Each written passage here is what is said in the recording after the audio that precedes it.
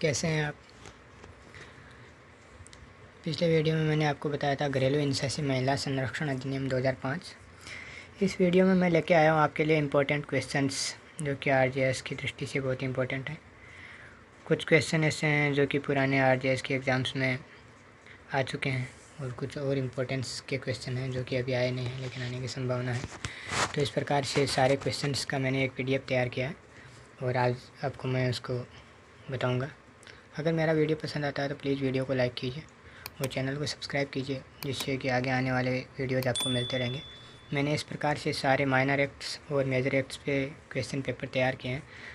Sorry, question paper नहीं है, पूरे क्वेश्चन है, section wise chapter wise question है कि कौन सी सेक्शन से क्या क्या क्वेश्चन बन सकते हैं। इस प्रकार के इम्पोर्टेंट क्वेश्चन तैयार किए हैं। तो मैं कुछ एक्ट्स के बारे में बता चुका हूँ, कुछ के बारे में और अभी आगे वीडियोज़ में बताऊँगा।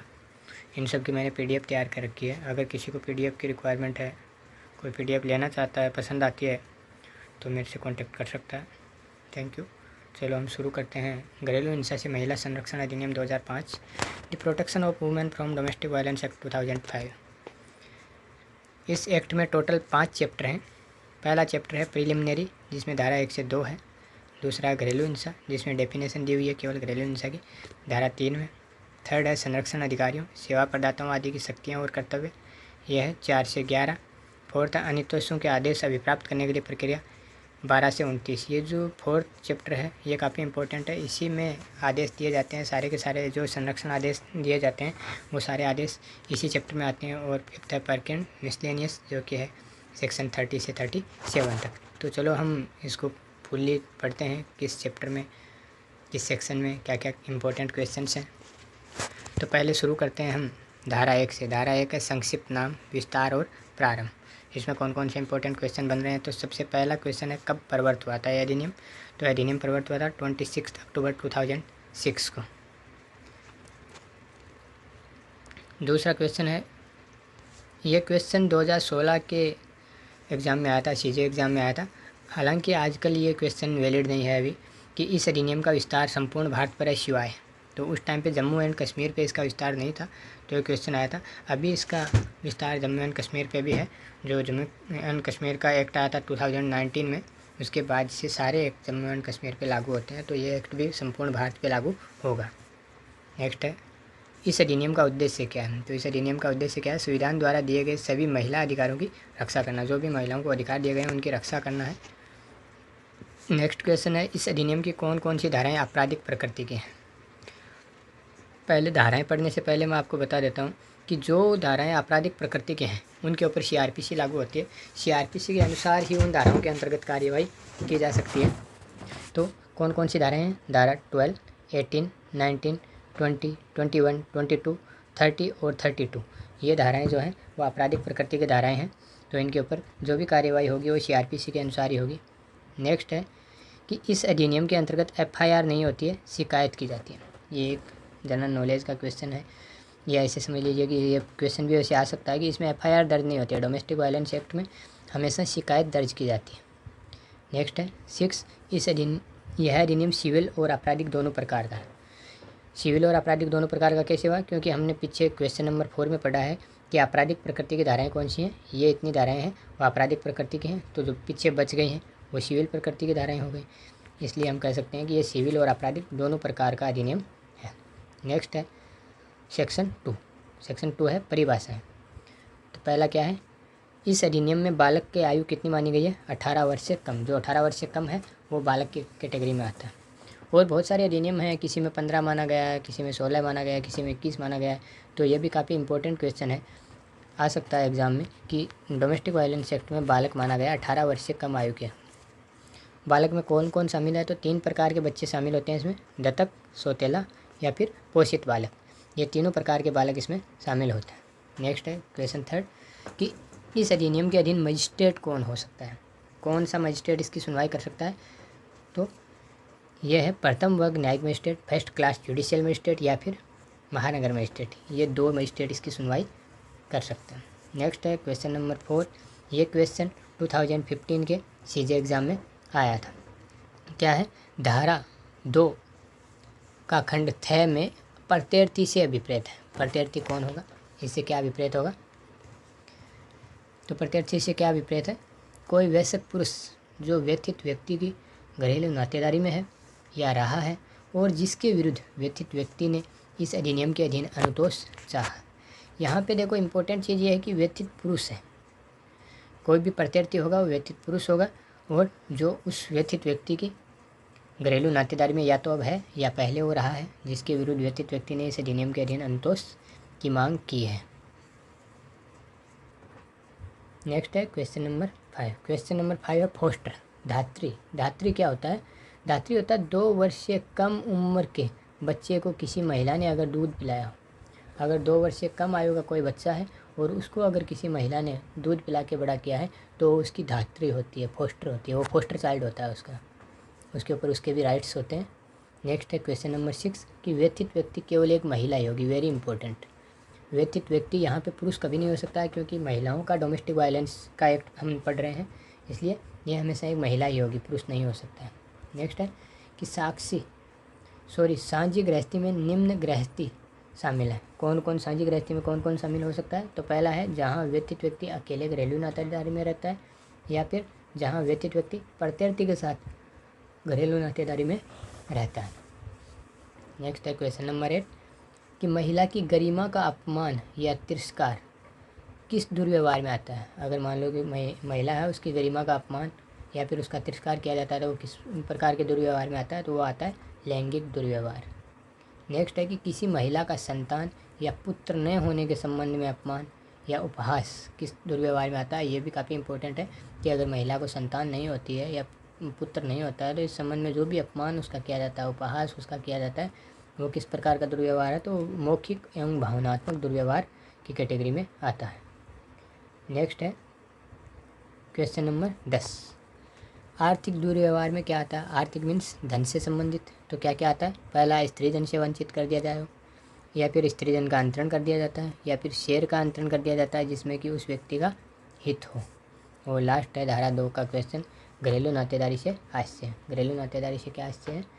तो क्या है? पहला है कि 2 व्यक्तियों की नातेदारी जो साझी गृहस्थी में रहते हो, अगर 2 व्यक्ति हैं और जो नातेदारी में और साझी गृहस्थी में रहते हैं, या फिर जो साथ कभी रहे हैं, या संयुक्त परिवार के रूप में साथ साथ निवास कर रहे पारिवारिक सदस्य हों, तो वो आते हैं घरेलू नातेदारी में। इस प्रकार से धारा 2 कंप्लीट हो गई है। नेक्स्ट है धारा 3। धारा 3 है घरेलू हिंसा की परिभाषा। तो घरेलू हिंसा की परिभाषा जो दी हुई है इसको मैंने इस प्रकार से बनाया है, थोड़ा समझने की कोशिश करेंगे हम इसके द्वारा कि घरेलू हिंसा में क्या क्या आता है। घरेलू हिंसा है, घरेलू हिंसा में 4 टाइप की चीज़ें आती है। पहली आती है मानसिक और शारीरिक प्रताड़ना, दूसरी आती है उसका हरासमेंट, तीसरी आती है उसको धमकी, चौथी इनके अलावा जो बच जाता है वो कोर्ट में आता है। तो सबसे पहले मानसिक और शारीरिक प्रताड़ना क्या होती है? मानसिक और शारीरिक प्रताड़ना में 4 टाइप की चीज़ें आ रही हैं। पहला है उसको शारीरिक कष्ट दिया जाए, या उसको लैंगिक शोषण किया जाए, या फिर उसका मौखिक और भावनात्मक किया जाए जो कि अभी बताया था, और या फिर उसका आर्थिक दुरुपयोग किया जाए, तो वो आता है मानसिक और शारीरिक प्रताड़ना में। दूसरा हरासमेंट। हरासमेंट में क्या क्या शामिल है? हरासमेंट में दहेज या कोई मूल्यवान प्रतिभूति या फिर कोई अन्य मांग, इनकी मांग अगर की जाती है तो वो है। थर्ड है धमकी। तो धमकी में क्या है? कै और खे की धमकी। कै में क्या है? मानसिक और शारीरिक प्रताड़ना, दूसरी हरासमेंट। ये जो 7 चीज़ें हमने पढ़ी हैं, इन 7 की अगर धमकी दी जाती है तो वो आती है 3rd कैटेगरी में, और इनके अलावा जो भी बच गया वो आएगा 4th कैटेगरी में। तो ये सारी चीज़ों से मिलके बनती है घरेलू हिंसा। नेक्स्ट है सेक्शन 4 धारा 4। धारा 4 क्या है? संरक्षण अधिकारी को जानकारी का दिया जाना और जानकारी देने वाले के दायित्व का अपवर्जन। जो संरक्षण अधिकारी है उसको जानकारी दिए जाने के संबंध में और जो जानकारी देता है उसके दायित्व का क्या अपवर्जन है, क्या उपबंध किए गए हैं। तो पहला क्वेश्चन इसमें से बन सकता है कि किसी व्यक्ति द्वारा सद्भाविक रूप से दी जाने वाली जानकारी के लिए कोई भी सिविल और दंडिक दायित्व उपबद्ध नहीं होगा। यानी कि कोई व्यक्ति है, अगर वो सद्भाविक रूप से कोई जानकारी देता है तो उसका कोई भी सिविल या दंडिक दायित्व नहीं उपबद्ध होगा। सेकंड क्वेश्चन इस प्रकार से आ सकता है कि घरेलू हिंसा के बारे में संरक्षण अधिकारी को सूचना कौन देगा? अगर घरेलू हिंसा हो रही है तो कौन दे सकता है संरक्षण अधिकारी को सूचना? तो कोई भी व्यक्ति दे सकता है। इसमें कोई फिक्स नहीं है कि किस व्यक्ति के साथ घरेलू हिंसा हुई है तो वही व्यक्ति देगा या उसका कोई रिलेटिव देगा। उसके बारे में कोई भी दे सकता है जिसको कि इसके बारे में पता हो और सद्भावपूर्वक वो जानकारी दे रहा हो। नेक्स्ट है धारा 6 से। धारा 6 है आश्रय गृहों के कर्तव्य। तो आश्रय गृहों के क्या कर्तव्य है? पहला क्वेश्चन है इसमें कि आश्रय गृह से व्यतीत व्यक्ति को आश्रय प्रदान करने के लिए अनुरोध कौन कर सकता है? इंपॉर्टेंट है कि जो आश्रय गृह हैं उनसे कौन अनुरोध कर सकता है व्यतीत व्यक्ति को आश्रय देने के लिए? तो पहला, या तो व्यतीत व्यक्ति स्वयं कर सकता है, या फिर उसकी ओर से कोई संरक्षण अधिकारी या फिर कोई सेवा प्रदाता इसके लिए अनुरोध कर सकता है। सेम उसी टाइप से चिकित्सा सुविधाओं के कर्तव्य।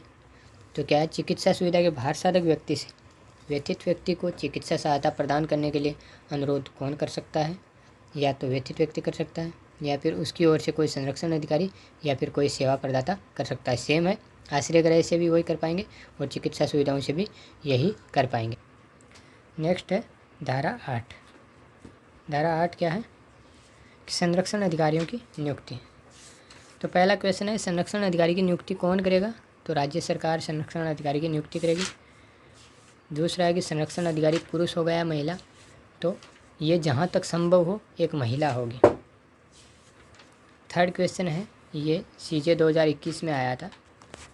क्या है कि संरक्षण अधिकारी के संबंध में कौन सा कथन सही है? ये संरक्षण अधिकारी के बारे में ये कथन दिए हुए हैं, तो कौन सा सही है? पहला, वो लोक सेवक नहीं है। हमने इसमें पढ़ा था कि वो लोक सेवक है। संरक्षण अधिकारी आगे आएगा इसमें। पीछे के वीडियो में मैंने बताया था कि संरक्षण अधिकारी हमेशा लोक सेवक होता है IPC की धारा 21 के अंतर्गत। नेक्स्ट है कर्तव्यों का पालन न करने पर शास्ति। थर्ड है उसके द्वारा किए गए अपराध के संबंध में FIR दर्ज की जा सकती है। देखो सेकंड को पहले मैं कर देता हूँ कि कर्तव्यों का पालन अगर नहीं करेगा तो उसके ऊपर शास्ति के लिए उपबंध किए गए हैं। 1 वर्ष तक की जेल हो सकती है और जो जुर्माना है इस प्रकार से जो बनाया गया है वो सारी चीज़ें इसके ऊपर शास्ति लगेगी।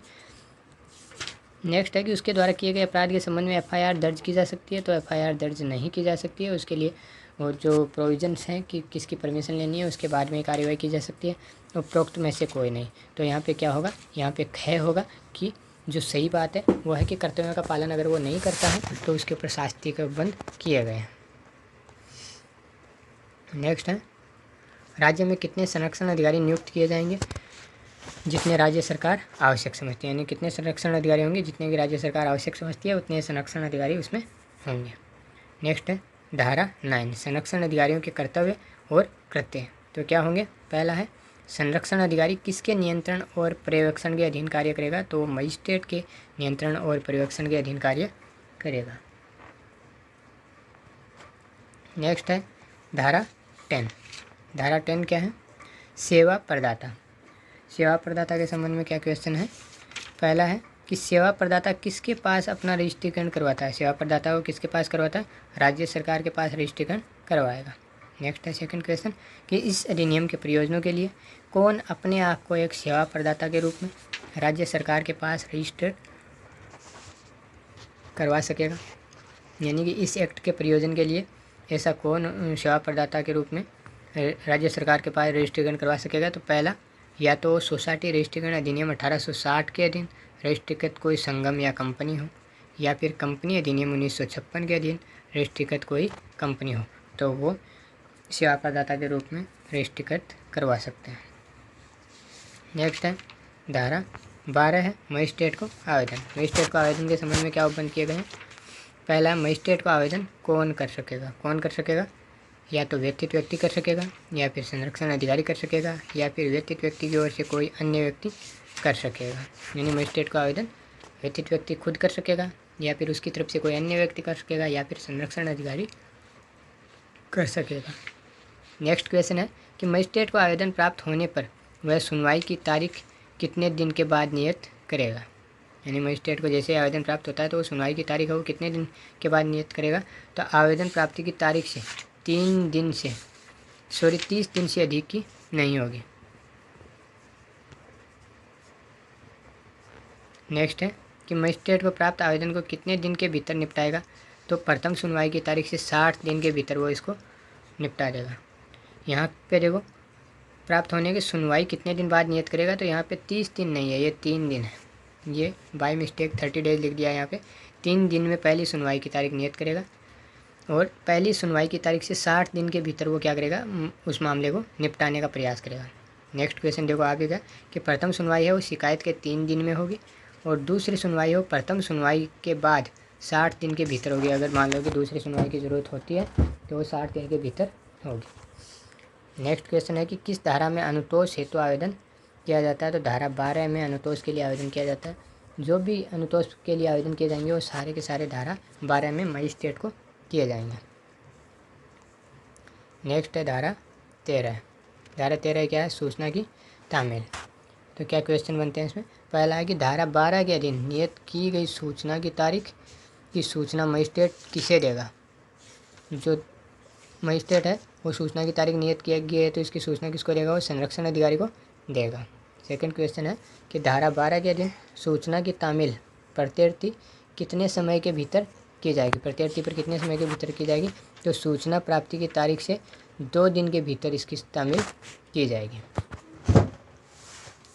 नेक्स्ट है धारा 14। धारा 14 क्या है, परामर्श। पहला क्वेश्चन इसमें क्या बनेगा, जो इसका पहला क्वेश्चन है ये सीजे 2016 में आया हुआ है। तो क्या है, यदि मजिस्ट्रेट सुनवाई के किसी प्रक्रम पर प्रत्यर्थी या फिर व्यथित व्यक्ति के परामर्श लेने का निर्देश देता है तो मामले की सुनवाई की अगली तारीख कितने समय के बाद होगी। तो 2 मास से अधिक की अवधि के भीतर होगी। यानी जैसे वो देता है परामर्श के लिए तो 2 महीने के भीतर अगली सुनवाई की तारीख वो देगा। नेक्स्ट है धारा 15, कल्याण विशेषज्ञ की सहायता। तो कल्याण विशेषज्ञ की सहायता के संबंध में क्या क्या है। पहला, कल्याण विशेषज्ञ महिला होगी या पुरुष। तो अधिमानतः महिला होगी, यानी जहाँ तक संभावना है, जहाँ तक कोशिश होगी महिला ही होगी। नेक्स्ट क्या है कि क्या कल्याण विशेषज्ञ व्यथित व्यक्ति का नातेदार होना आवश्यक है। तो यहाँ पे है नहीं, नातेदार हो भी सकता है और नहीं भी हो सकता, लेकिन वो कोशिश होगी कि वो एक महिला हो। नेक्स्ट है धारा 16 कि कार्यवाही का बंद कमरे में किया जाना। यहाँ पे क्या पहला कि क्या प्रत्येक मामले में कैमरा प्रोसीडिंग होना आवश्यक है। तो नहीं, जहाँ पे ज़रूरत होगी या फिर इसके लिए डिमांड की जाएगी तभी कैमरा प्रोसीडिंग होनी है, अदरवाइज़ कोई ज़रूरत नहीं है। नेक्स्ट है धारा 18। धारा 18 क्या है, संरक्षण आदेश। संरक्षण आदेश में क्या है कि मजिस्ट्रेट प्रत्यर्थी को किस किस से प्रतिषिद्ध कर सकता है, यानी क्या क्या काम करने से प्रतिषिद्ध कर सकता है। या ऐसे भी आ सकता है कि क्या क्या संरक्षण आदेश दे सकता है, या फिर आपके ऐसे 4 ऑप्शन देगा जिसमें से 3 इनमें से ऑप्शन दे देगा, एक अलग से दे देगा और पूछेगा कौन सा संरक्षण आदेश की कैटेगरी में नहीं आता। इस प्रकार से आपको दे सकता है क्वेश्चन। तो हम सारे के सारे पढ़ लेते हैं कि क्या क्या आदेश दिए जा सकते हैं। तो पहला, घरेलू हिंसा के किसी कार्य को करना। दूसरा, घरेलू हिंसा के कार्य के कारित करने में सहायता या फिर दुष्प्रेरण करना। तीसरा, व्यथित व्यक्ति के नियोजन के स्थान में, या यदि व्यथित व्यक्ति बालक है तो उसके विद्यालय में या किसी अन्य स्थान में जहाँ के व्यथित व्यक्ति बार बार आता जाता है वहाँ पे प्रवेश करना। या फिर व्यथित व्यक्ति से संपर्क करने का प्रयत्न करना, चाहे वह किसी भी रूप में हो। इसके अंतर्गत व्यक्तिक, मौखिक, लिखित या इलेक्ट्रॉनिक या फिर दूरभाषी संपर्क भी है। या फिर किन्हीं आस्तियों का अन्य संक्रमण करना, उन बैंक लॉकरों या बैंक खातों का परिचालन करना जिनका दोनों पक्षों द्वारा प्रयोग या फिर धारण या उपयोग व्यथित व्यक्ति और प्रत्यर्थी द्वारा संयुक्त या प्रत्यर्थी द्वारा अकेले किया जाता है, जिसके अंतर्गत उसका स्त्रीधन या अन्य संपत्ति भी है, जो मजिस्ट्रेट की इजाज़त के बिना या तो पक्षकार द्वारा संयुक्त या उसके द्वारा पृथकतः धारित की हुई है। नेक्स्ट है आश्रितों, अन्य नातेदारों या किसी ऐसे व्यक्ति को जो कि व्यथित व्यक्ति को घरेलू हिंसा के विरुद्ध सहायता देता है उसके साथ हिंसा कारित करना। या फिर ऐसा कोई अन्य कार्य जो कि संरक्षण आदेश में निर्दिष्ट किया जाए। तो ये सारी चीज़ें के लिए उसको प्रतिबंधित कर सकता है। इस प्रकार से टोटल 6 कार्य बताए हैं, तो इनमें से कोई भी आपको पूछ सकता है। नेक्स्ट क्वेश्चन है, मजिस्ट्रेट व्यथित व्यक्ति के पक्ष में संरक्षण आदेश कब पारित कर सकेगा। व्यथित व्यक्ति के पक्ष में संरक्षण आदेश कब पारित कर सकेगा। तो व्यथित व्यक्ति और प्रत्यर्थी को सुनवाई का एक अवसर देने के पश्चात यदि उसका प्रथम दृष्टया समाधान हो जाता है कि घरेलू हिंसा हुई है या फिर होने वाली है तो वो संरक्षण आदेश पारित कर सकता है। लेकिन यहाँ पर कंडीशन क्या है कि वो दोनों पक्षों को सुनवाई का एक अवसर ज़रूर देगा, उसके बाद ही वो ऐसा आदेश देगा। नेक्स्ट है कि किस आदेश की अपालना एक अपराध है। ऐसा कौन सा आदेश है जिसकी अपालना एक अपराध है? यह आया था CJ 2017 में आया हुआ क्वेश्चन है और ये धारा 31 के अंतर्गत एक अपराध घोषित किया गया है, तो यह है संरक्षण आदेश। नेक्स्ट है कि इस धारा के तहत व्यतीत व्यक्ति के पक्ष में संरक्षण आदेश कौन पारित कर सकता है? तो कौन पारित कर सकता है? मजिस्ट्रेट पारित कर सकता है इसके तहत। नेक्स्ट है धारा 19 निवास आदेश। पहला क्वेश्चन है इसका कि आवासीय आदेश के लिए आवेदन किसके समक्ष किया जाएगा? ये CJ 2012 में आया हुआ है कि आवासीय आदेश के लिए किसके समक्ष किया जाएगा। तो ऑप्शन देखो क्या क्या आए थे। पहला था सिविल जज ज्येष्ठ खंड, दूसरा प्रथम वर्ग मजिस्ट्रेट, तीसरा पारिवारिक न्यायालय और फोर्थ उच्च न्यायालय द्वारा स्थापित मध्यस्थता केंद्र। तो हमने इसमें पहले ही पढ़ा है कि इसकी अधिकारिता किसके पास है, या तो प्रथम वर्ग न्यायिक मजिस्ट्रेट के पास में या फिर महानगर मजिस्ट्रेट के पास में। तो इसमें प्रथम वर्ग न्यायिक मजिस्ट्रेट का ऑप्शन ख है, तो यहाँ पे आंसर अपना क्या हो जाएगा? ख हो जाएगा सही। दूसरा क्वेश्चन क्या है, क्या कभी निवास आदेश किसी महिला के खिलाफ हो सकता है? तो नहीं हो सकता है। जो निवास आदेश के ऑप्शन दिए गए हैं 1 2 3 4 या क ख गए तो उसमें से सेकंड नंबर पे जो ऑप्शन लिखा हुआ उसमें क्लियरली यही मेंशन किया गया है कि अगर वो आदेश घर से बाहर निकलने का आदेश हो तो वो महिला के विरुद्ध नहीं हो सकता। अगर महिला है तो महिला के विरुद्ध वो नहीं दिया जा सकता है। नेक्स्ट है, क्या घर खुद का होना आवश्यक है? तो यहाँ पे है कि घर खुद का हो सकता है या कि फिर किराए का भी हो सकता है। ज़रूरी नहीं है कि घर खुद का हो तभी निवास आदेश दिया जा सकता है। अगर किराए का है, किराए के घर में रहते हैं तो भी निवास आदेश दिया जा सकता है। नेक्स्ट है कि मजिस्ट्रेट क्या क्या निवास आदेश पारित कर सकता है? मजिस्ट्रेट क्या क्या निवास आदेश पारित कर सकता है? पहला, प्रत्यर्थी को साझी गृहस्थी से किसी व्यक्ति के कब्जे को बेकब्जा करने से या फिर किसी अन्य रीति से उस कब्जे में वित्त न डालने से अवरुद्ध करना, चाहे प्रत्यर्थी उस साझी गृहस्थी में विधिक या साधारण रूप से हित रखता है या नहीं। या फिर दूसरा, प्रत्यर्थी को उस साझी गृहस्थी से स्वयं को हटाने का निर्देश देना। यहाँ पे देखो यही क्वेश्चन आया था कि प्रत्यर्थी को साझी गृहस्थी से स्वयं से हटाने का निर्देश दे सकता है, लेकिन अगर वो एक महिला है तो ऐसा निर्देश नहीं दिया जा सकता है। नेक्स्ट है गए कि प्रत्यर्थी या उसके किसी नातेदार को साझी गृहस्थी के किसी भाग में जिसमें व्यतीत व्यक्ति निवास करता है उसका प्रवेश करने से अवरुद्ध करना। नेक्स्ट है प्रत्यर्थी को किसी साझी गृहस्थी के अन्य संक्रांत करने या व्यनित करने या उसे विलंगमित करने से अवरुद्ध करना। या फिर नेक्स्ट है कि प्रत्यर्थी को मजिस्ट्रेट की इजाज़त के सिवाय साझी गृहस्थी में अपने अधिकार त्यजन से अवरुद्ध करना।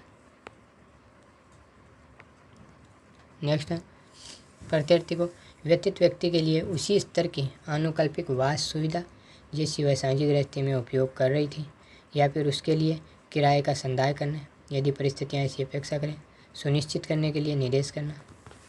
तो ये आदेश दिए जा सकते हैं। नेक्स्ट क्वेश्चन है, इस धारा के अंतर्गत यदि बंद पत्र का आदेश दिया जाता है तो उसका निष्पादन किस प्रकार से किया जाएगा? अगर मान लो कि धारा के अंतर्गत बंद पत्र भरने के लिए आदेश अगर दे दिया जाता है तो किसके अनुसार होगा? तो यहाँ पे जो भी इस प्रकार के पनिशमेंट दिए जाते हैं वो CRPC से डील होंगे। तो CRPC 1973 के चैप्टर 8 के अनुसार बंद पत्र का निष्पादन करवाया जाएगा। नेक्स्ट है सेक्शन 20। सेक्शन 20 क्या है? धनीय अनुतोष। तो पहला क्या है कि धनीय अनुतोष में क्या क्या शामिल है? जो धनीय अनुतोष दिया जाएगा उसमें क्या क्या शामिल होगा? तो पहला है उपार्जनों की हानि, दूसरा चिकित्सा व्यय, तीसरा व्यतीत व्यक्ति के नियंत्रण में से किसी संपत्ति के नाश, नुकसानी या फिर हटाए जाने के कारण हुई हानि। या फिर नेक्स्ट है कि व्यतीत व्यक्ति के साथ साथ उसकी संतान यदि कोई हो के लिए भरण पोषण, जिसमें CRPC 1973 की धारा 125 या तत्समय प्रवर्त किसी अन्य विधि के अधीन कोई आदेश या भरण पोषण के आदेश के अतिरिक्त कोई आदेश सम्मिलित होगा। तो ये इस प्रकार के 4 आदेश धनीय अनुतोष में दिए जा सकेंगे। नेक्स्ट क्वेश्चन है कि मजिस्ट्रेट धनीय अनुतोष के आदेश की प्रति किस किस को देगा? जो धनीय अनुतोष दिया जा रहा है इसकी प्रति मजिस्ट्रेट किस किस को देगा? तो आवेदन के पक्षकारों को देगा, पुलिस थाने के बाहर साधक अधिकारी को देगा जिसकी स्थानीय सीमाओं में प्रत्यर्थी निवास करता है, तो उन दोनों को दी जाएगी। नेक्स्ट है यदि प्रत्यर्थी धन का संदाय करने में असफल रहता है तो क्या कार्यवाही होगी? ये धनीय अनुतोष के लिए आदेश दे दिया, उसके बाद अगर वो धन का संदाय नहीं कर पाता प्रत्यर्थी तो क्या कार्यवाही की जाएगी? मजिस्ट्रेट प्रत्यार्थी के नियोजन या ऋणी को नियोजक या ऋणी को व्यथित व्यक्ति को प्रत्यक्षतः संदाय करने या फिर मजदूरी या वेतन का एक भाग न्यायालय में जमा करने या फिर सौदे ऋण या प्रत्यार्थी के खाते में सौदे या उद्भूत ऋण को जो प्रत्यार्थी द्वारा संदेहधनीय अनुतोष में समायोजित कर ली जाएगी जमा करने का निर्देश दे सकता है। नेक्स्ट है धारा 21। धारा 21 क्या है? अभिरक्षा आदेश। इसका क्वेश्चन है, ये 2013 में आया हुआ है सीजे में। क्या क्वेश्चन है कि संरक्षण और निवास हेतु आदेश के अतिरिक्त मजिस्ट्रेट और क्या क्या आदेश पारित कर सकता है। हमने संरक्षण आदेश और निवास आदेश पढ़ा, इसके अलावा और क्या क्या आदेश दे सकता है? तो अभिरक्षा आदेश दे सकता है, प्रतिकर आदेश दे सकता है और एक पक्षीय आदेश भी दे सकता है। ये सारे आदेश वो दे सकता है। ये सीजे 2013 में आया हुआ क्वेश्चन है। नेक्स्ट है धारा 22। धारा 22 क्या है? प्रतिकर आदेश। तो पहला क्वेश्चन क्या है? प्रतिकर आदेश किस चरण पे दिया जा सकता है? प्रतिकर का आदेश कौन से लेवल पे पहुंचने में दिया जा सकता है? तो किसी भी चरण पे दिया जा सकता है, कभी भी प्रतिकर आदेश दिया जा सकता है। नेक्स्ट है प्रतिकर आदेश में क्या क्या शामिल है? जो प्रतिकर आदेश दिया जाएगा उसमें क्या क्या शामिल होगा? तो पहला तो नुकसान, अगर कोई घरेलू हिंसा से उसको नुकसान हुआ है व्यथित व्यक्ति को तो वो। दूसरा खर्चे, जो खर्चे उठाए गए हैं इसमें घरेलू हिंसा की वजह से जो कंप्लेन की गई कोर्ट में आए और जो भी खर्चे हुए तो वो खर्चे। और थर्ड है घरेलू हिंसा के कार्यों द्वारा मानसिक यातना और भावनात्मक कष्ट। जो मानसिक यातना और भावनात्मक कष्ट हुआ उसके एवज में जो प्रतिकर होगा वो। नेक्स्ट क्वेश्चन क्या है कि प्रतिकर आदेश है वो अन्य अनुतोषों के अतिरिक्त होगा। जो जितने अनुतोष के आदेश दिए जाएंगे उनके अतिरिक्त होगा है प्रतिकर आदेश। नेक्स्ट है धारा 23। धारा 23 क्या? अंतरिम और एक पक्षीय आदेश देने की शक्ति। तो क्या है क्वेश्चन? मजिस्ट्रेट किन किन धाराओं के अधीन प्रत्यार्थी के विरुद्ध एक पक्षीय आदेश दे सकेगा? मजिस्ट्रेट एक पक्षीय आदेश दे सकता है, लेकिन किन किन धाराओं के अंतर्गत दे सकता है? तो धारा 18, 19, 20, 21 और 22। ये 5 धाराएं ऐसी हैं जिनमें संरक्षण आदेश और इस प्रकार से वो आदेश देता है प्रत्यार्थी के विरुद्ध, तो वो 5 के 5 आदेश जो हैं वो एक पक्षीय भी न्यायालय के द्वारा दिए जा सकते हैं। नेक्स्ट है धारा 24 न्यायालय द्वारा आदेश की प्रतियों का निःशुल्क दिया जाना। न्यायालय है वो आदेश की प्रतियों को निःशुल्क प्रदान करेगा। तो क्या है इसके संबंध में? मजिस्ट्रेट द्वारा आदेश की निःशुल्क प्रतियाँ किस किस को दी जाएंगी? जो आदेश है उसकी निःशुल्क प्रति किस किस को देगी? तो पहला है आवेदन के जो पक्षकार हैं उनको दी जाएगी। दूसरा पुलिस थाने के भारसाधक अधिकारी को दी जाएगी। तीसरा न्यायालय की अधिकारिता की स्थानीय सीमाओं के भीतर कोई अगर सेवा प्रदाता अवस्थित है तो उसको दी जाएगी। और यदि किसी सेवा प्रदाता ने घरेलू हिंसा की रिपोर्ट की है तो उसको भी इसकी कॉपी दी जाएगी। तो इस प्रकार इन चारों को जो न्यायालय के आदेश है, मजिस्ट्रेट का आदेश है, उसकी कॉपियाँ निःशुल्क प्रदान की जाएंगी। नेक्स्ट है धारा 25। धारा 25 क्या है? आदेशों की अवधि और उसमें परिवर्तन। तो क्या है? धारा 18 के अधीन दिया गया संरक्षण आदेश कब तक प्रवर्त रहेगा? आदेशों की अवधि है तो जो संरक्षण आदेश है उसके लिए स्पेशल प्रावधान किए गए हैं कि जब तक उसको निर्मोचन का आवेदन नहीं किया जाता है तब तक वो प्रवर्त रहेगा। ये स्पेशल कंडीशंस है इसके संरक्षण आदेश के लिए। नेक्स्ट है धारा 26। धारा 26 क्या है? अन्य वादों और विधिक कार्यवाहियों में अनुतोष। जो अन्य वाद हैं और विधिक कार्यवाहियों उनमें अनुतोष के संबंध में क्या उपबंध है? तो धारा 18, 19, 20, 21 और 22 के अनुतोष किसी अन्य अधिनियम के अंतर्गत अनुतोष के अतिरिक्त होगा। कोई अन्य अधिनियम है उसमें कोई अनुतोष अगर दिया जाता है तो इसके अतिरिक्त ये अनुतोष भी होगा। नेक्स्ट है धारा 27 अधिकारिता। तो क्या है? सक्षम न्यायालय। सक्षम न्यायालय में हम पहले भी पढ़े हैं कि प्रथम वर्ग न्यायिक मजिस्ट्रेट या फिर महानगर मजिस्ट्रेट हैं वो सक्षम न्यायालय होंगे। नेक्स्ट है इस अधिनियम के अधीन किया गया कोई आदेश कहाँ कहाँ परिवर्तनीय होगा? तो समस्त भारत में परिवर्तनीय होगा। नेक्स्ट है क्वेश्चन नंबर 3।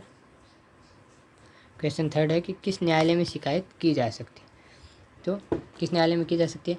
या तो जहाँ पे व्यथित व्यक्ति रहता है या फिर प्रत्यार्थी रहता है या जहाँ ये दोनों कारोबार करते हैं या फिर जहाँ पे हेतु किसका उद्भुत होता है तो वहाँ पे किया जा सकता है। तो इन तीनों कंडीशंस में उसकी स्थानीय सीमाओं में न्यायालय को शिकायत की जा सकती है।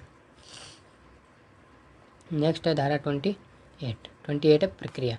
तो क्या है, इस अधिनियम की किन धाराओं के अधीन अपराध CRPC 1970 द्वारा शासित होंगे। तो जो हमने पहले पढ़ा था कि क्रिमिनल टाइप की कौन कौन सी धाराएं हैं, वो सारी धाराएं CRPC द्वारा शासित होंगी। तो धारा 12, 18, 19, 20, 21, 22, 23 और 31 ये धाराएं हैं वो CRPC के द्वारा शासित होंगी।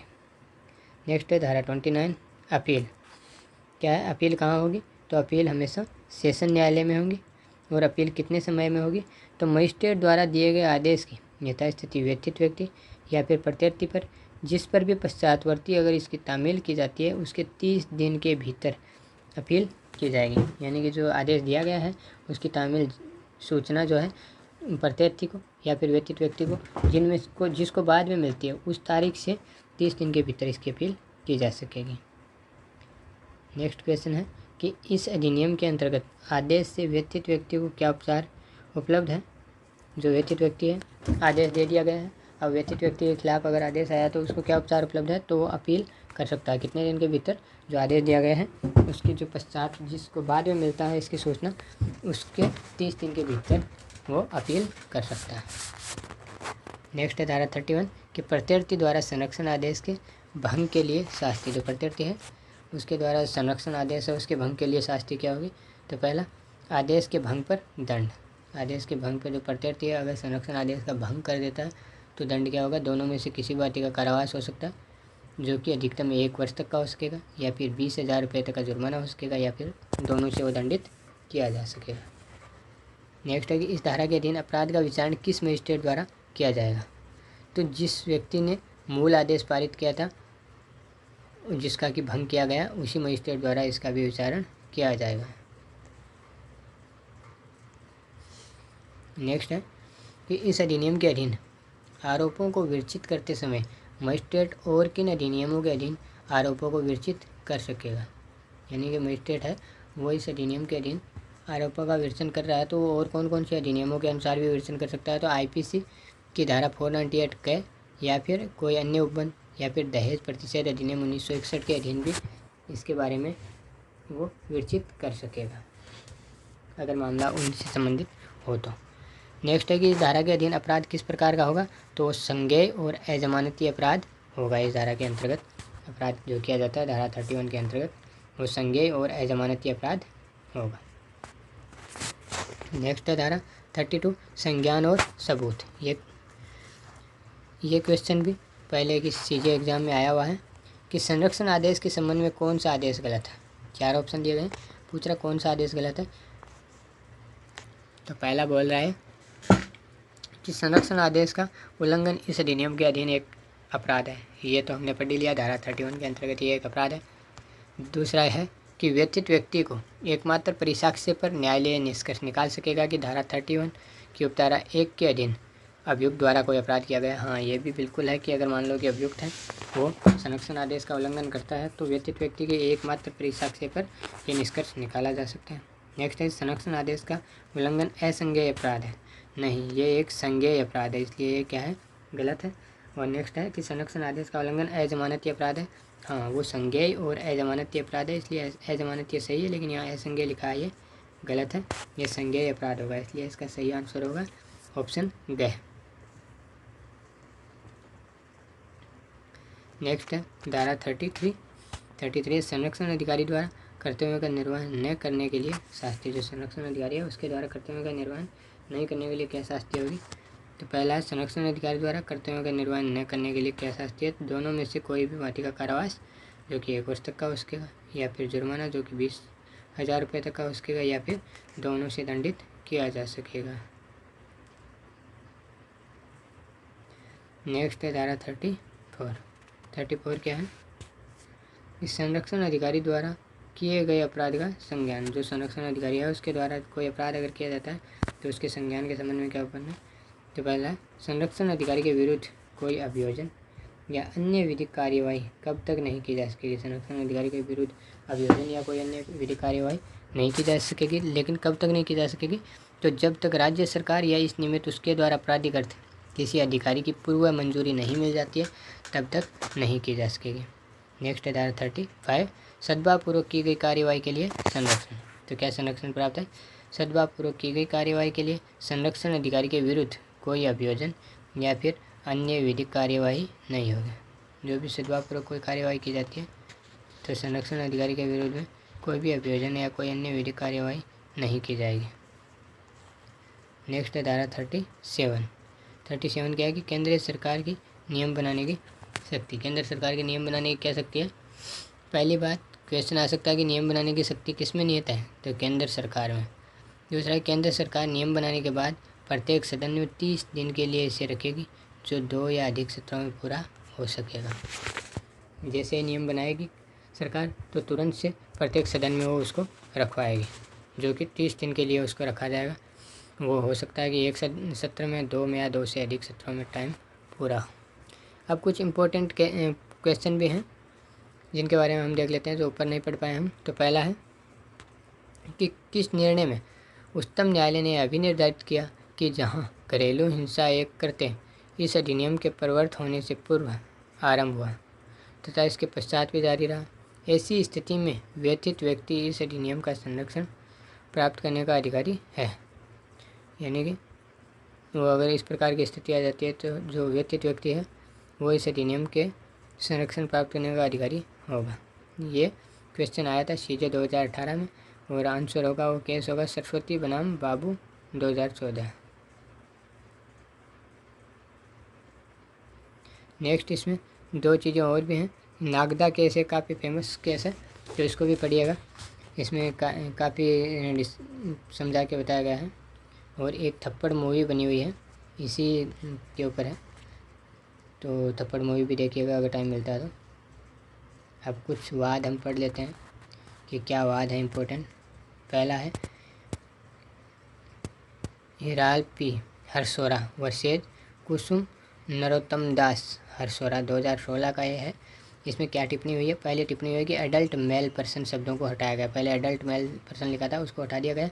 दूसरा अवैसक भी अपराध कर सकता है। अवैसक व्यक्ति है वो भी इस प्रकार का अपराध कर सकता है क्योंकि 18 वर्ष से ऊपर के व्यक्ति को वयस्क माना गया है। सेकंड है कि SR Batra and ANR versus Shrimati Taruna Batra 2006 का केस है। तो इसमें क्या है? Wife is only entitle to claim a right of residence in a share household. ये 2006 का केस है कि वाइफ है वो ही केवल इंटाइटल्ड है जो रेजिडेंस है उसमें शेयर हाउस होल्ड का क्लेम करने के लिए। नेक्स्ट है क्वेश्चन, ये धारा 2 से संबंधित है। धारा 2 क्या है? परिभाषा वाला है। तो संध्या मनोज वानखेड़े वर्सेज मनोज भीमराज वानखेड़े, ये 2016 का केस है। तो इसमें क्या है कि धारा 2 की उपधारा 2 में महिला और पुरुष नातेदार शामिल हैं। इसमें अकेली महिला नहीं है, अभी महिला और पुरुष नातेदार दोनों शामिल हैं। नेक्स्ट है VD भनोट वर्सेज स्वीता भनोट 2010 का केस है। तो इसमें क्या निर्धारित किया गया? इस अधिनियम के लागू होने से पूर्व यदि पत्नी कभी उस घर में रहती थी लेकिन लागू होने के समय नहीं, तो भी वह धारा 18, 19, 20 को लागू किया जा सकता है। अगर मान लो कि यह अधिनियम लागू हुआ था, उससे पहले पत्नी है वो कभी उस घर में रहा करती थी, लेकिन जैसे लागू हुआ उस टाइम पे वो नहीं रह रही थी, तो उसने धारा 18, 19 और 20 उसको फिर भी लागू किया जा सकता है। नेक्स्ट है Indira Sharma versus VKV Sharma 2013 case है। तो इसमें क्या निर्धारित किया गया था कि लिव इन रिलेशनशिप में भी यह अधिनियम लागू होगा। अगर मान लो शादी नहीं की हुई है और लिव इन रिलेशनशिप में रह रहे हैं तो भी अधिनियम लागू होगा। नेक्स्ट है सतीश आहूजा वर्सेज स्नेहा आहूजा 2020 का केस है। मदर इन लॉ की संपत्ति को हाउस होल्ड मान लिया गया। मदर इन लॉ की अगर मान लो कोई प्रॉपर्टी है तो उसको भी हाउस होल्ड मान लिया जाएगा। नेक्स्ट है कृष्णा भट्टाचार्य वर्सेज सारथी चौधरी 2015। इसमें क्या है कि पत्नी को व्यथित व्यक्ति न्यायिक पृथक्करण के बाद भी माना जा सकता है। पत्नी जो है उसको अगर न्यायिक पृथक्करण हो गया उसके बाद भी व्यथित व्यक्ति माना जा सकता है। नेक्स्ट है ललिता टोप्पो वर्सेज झारखंड स्टेट 2015। इसमें क्या डिसाइड किया गया था? Live in relationship can seek maintenance under this act. जो लिव इन रिलेशनशिप है वो इस एक्ट के अंतर्गत मेंटेनेंस ले सकते हैं। ये पहले भी हमने देखो पढ़ा है। एक केस में इंदिरा शर्मा वर्सेज VKV शर्मा 2013 का केस है। इसमें भी ये बताया गया था कि लिव इन रिलेशनशिप में भी यह अधिनियम लागू होगा।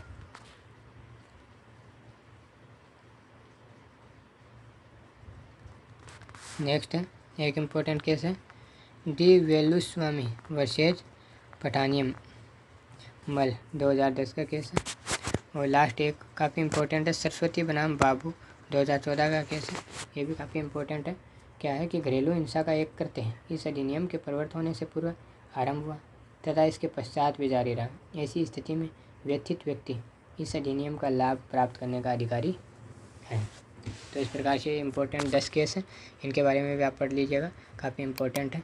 तो इस प्रकार मैंने PDF तैयार किया था ये कंप्लीट हो गया। डोमेस्टिक वायलेंस है, घरेलू